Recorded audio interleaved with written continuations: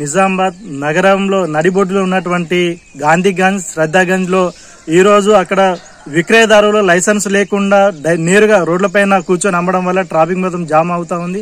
అక్కడ ఉన్నటువంటి గంజి అధికారులు అక్కడ లైసెన్స్ లేకుండా విక్రయిస్తున్నటువంటి విక్రయదారులు కుమ్మకయ్యి మొత్తం ట్రాఫిక్ మొత్తం జామ్ చేసినట్టు కనిపిస్తా ఉంది.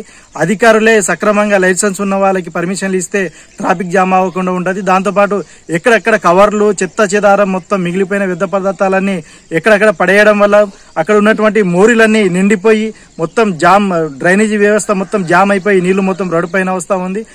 ఖాళీగా పడేస్తున్నటువంటి చెత్త చెదారం కవర్లు ఇవన్నీ అక్కడ ఉన్నటువంటి ఆవులు పశువులు తింటా ఉన్నాయి. దీనివల్ల మొత్తం ఈ రాబోయే వర్షాకాలంలో ఈ సీజనల్ వ్యాధులు వచ్చే అవకాశాలు ఉంటాయి.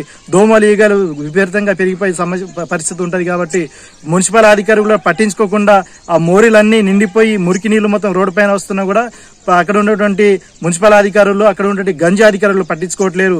కనీసం కలెక్టర్ గారైనా దీన్ని పట్టించుకొని ప్రజలకి న్యాయం చేసే రకంగా, ప్రజలకి అసౌకర్యంకి గురి కాకుండా సౌకర్యవంతంగా ఉండే రకంగా కలెక్టర్ చూడాలని చెప్పి తెలియజేస్తా ఉన్నాం.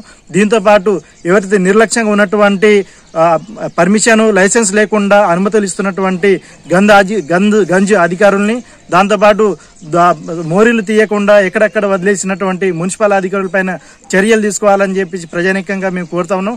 లేని పక్షంలో ప్రజలమందరం ఏకమయ్యి అధికారుల కార్యాలయాల ముందు ధర్నా చేయాల్సి ఉంటుందని చెప్పేసి ఈ సందర్భంగా హెచ్చరిస్తా ఉన్నాం.